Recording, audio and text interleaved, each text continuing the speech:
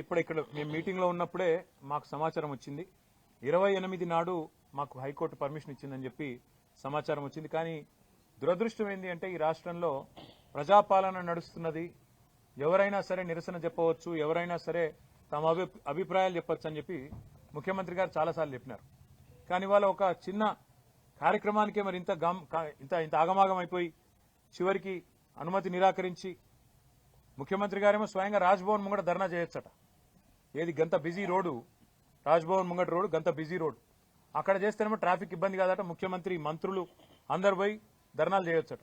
కానీ మేము నల్గొండల clock tower కాడ చేస్తామంటే మాత్రం మొత్తం ట్రాఫిక్ స్తంభించిపోయి ఒక అంతర్జాతీయ రహదారి మొత్తం స్తంభించిపోయి మొత్తం రాష్ట్రాల రాకపోకలని దెబ్బతినే విధంగా ఉన్నదని చెప్పి రిపోర్ట్ ఇచ్చి రిజెక్ట్ చేశారు. చివరికి కోర్టు న్యాయం చేసింది. హైకోర్టుకు ధన్యవాదాలు. తప్పకుండా వారు సూచించిన విధంగా, వారు చెప్పిన విధంగానే నడుచుకుంటాం.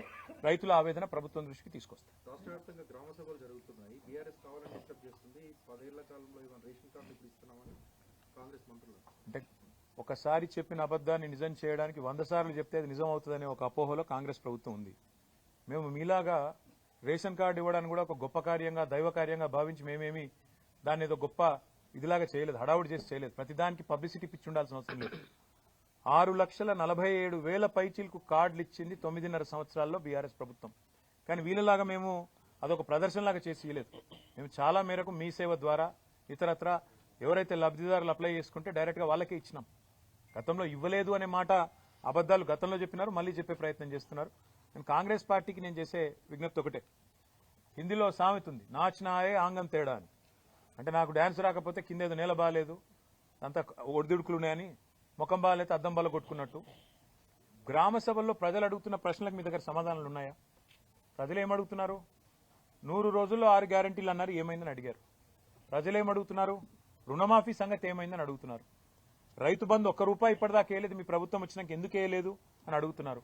వాటికి సమాధానం చెప్పే సత్తా మీ కాడ లేకపోతే మేమేం చేస్తాం? ప్రజలు ఇంకొక మాట కూడా అడుగుతున్నారు. 1,06,00,000 దరఖాస్తులు తీసుకున్నారు మీరు ప్రజాపాలన పేరిట డిసెంబర్ 23లో. ఆ దరఖాస్తులు ఇచ్చినాం కదా రేషన్ కార్డులకు, రైతు భరోసాకు, మళ్ళెందుకు దరఖాస్తు పెట్టాలని అడుగుతున్నారు. ఎవరు తప్పిది? ఆ దరఖాస్తులు ఎక్కడ పోయినాయి? ప్రభుత్వం దగ్గర సమాచారం లేదు. అందుకే ఇవాళ మీరు రాష్ట్ర ప్రభుత్వాన్ని అనేది ఏమంటే, మీరు పరిపాలనలో నిమగ్నం కండి. మీరు ఇతరత్ర కార్యక్రమాలు బంద్ పెట్టి ప్రజలకు మేలు చేసే కార్యక్రమాలు, గ్యారంటీల అమలు, వాటి మీద మీరు దృష్టి పెడితే ఈ నిరసనలు మీకు తప్పుతాయి.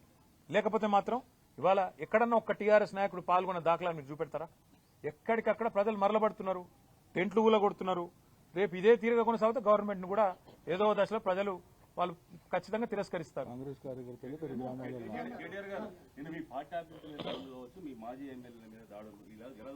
ఇలా చూస్తాం. ఈ రాష్ట్రంలో శాంతి భద్రతలు ఇప్పటికే పడకేసినాయని దేశమంతా అనుకుంటున్నారు. క్రైమ్ రేటు పెరిగింది, హోంమంత్రి లేరు. ముఖ్యమంత్రి గారు కేవలం ప్రతిపక్షాల మీద కేసులు పెట్టాలా, సోషల్ మీడియాలో పోస్టులు పెట్టే వాళ్ళ మీద కేసులు పెట్టాలనే తాపత్రయంలో ఉన్నారు. వాళ్ళ ప్రయారిటీ వాళ్ళది, మా ప్రయారిటీ మాది బ్రదర్.